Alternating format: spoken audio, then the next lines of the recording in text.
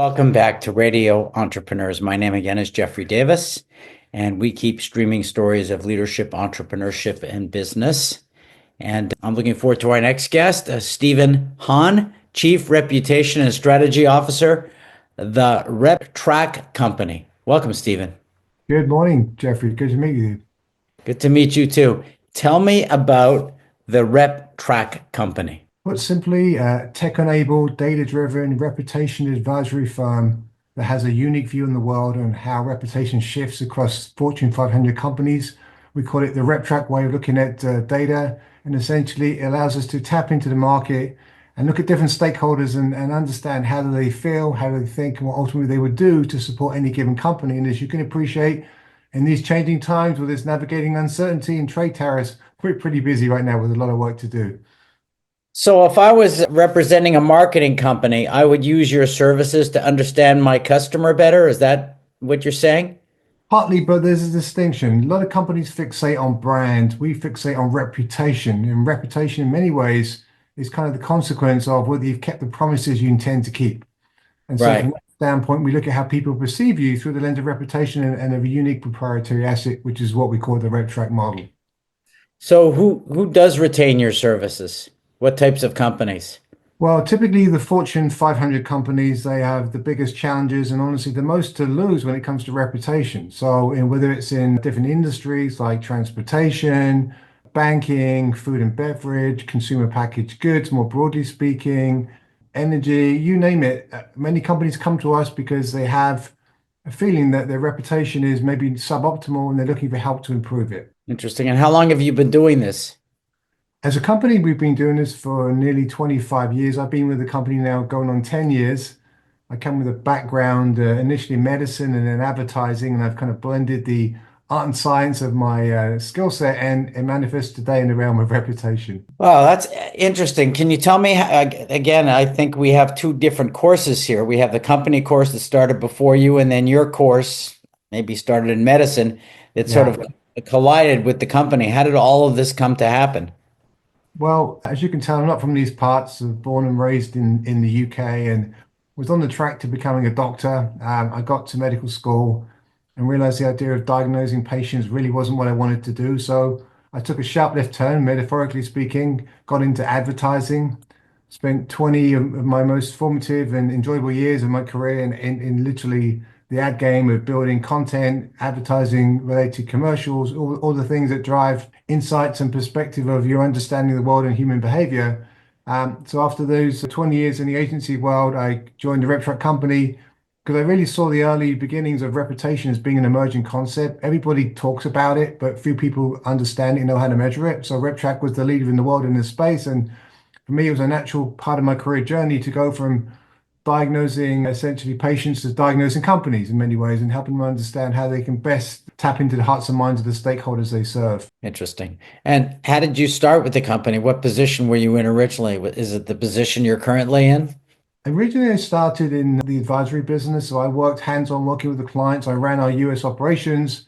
I now have a global role and a mandate to basically sort of be the thought leader of reputation intelligence in all the countries we support and service. And in many ways, it begins with an understanding of how people view you, how people perceive you, because there's a lot of signals in the world, right? You can look at the impact of social media and earned media narratives, the impact of brand marketing, even the voice of the CEO. All these things are signals, but what matters is how those signals drive your perceptions. And that's what we focus on is how people perceive companies. And more importantly, what are the challenges and opportunities to enhance the level of support? What does it take to convince someone that a company that has good intentions is really trying to be a good corporate citizen? You've got to find a way to tell that story in an authentic and compelling way, but it's not easy in today's changing world, as you can appreciate. Again, sometimes the devil is in the details. Can you give me a sense of how you do this type of service? How does it work, the mechanics? Sure. First off, you obviously need to go out and talk to people. So you survey literally, in many cases, tens of thousands of people. In fact, we actually survey across 60 different countries, essentially across 6,000 companies per se, and typically capture somewhere in the ballpark of 6 million individual data points. So we're continuously conducting research. We're targeting stakeholders in different ways and shapes and forms. Stakeholders could be as broad as the general population or as vertical as an institutional investor or an employee of a company.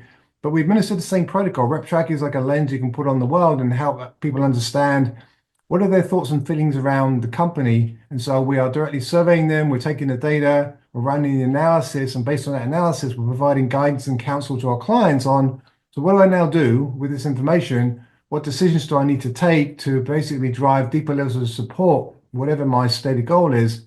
And that's the genesis of our company and our business and how it works. It sounds like there's a heavy staff need. Do you have a large staff? We're pretty nimble. We're probably and we often joke about this, the world's smallest global company. And we have around 200 employees spread across multiple countries, but we don't need to have like boots on the ground everywhere. As long as we can access the market and conduct research, which in today's world is typically done through online panels, you don't need to have an army of people everywhere. You just need to have them in the places that matter. And typically that's where our clients converge. Like we have a big operation here in the US, primarily out of Boston and Chicago. We have a team dedicated to servicing clients in this part of the Atlantic.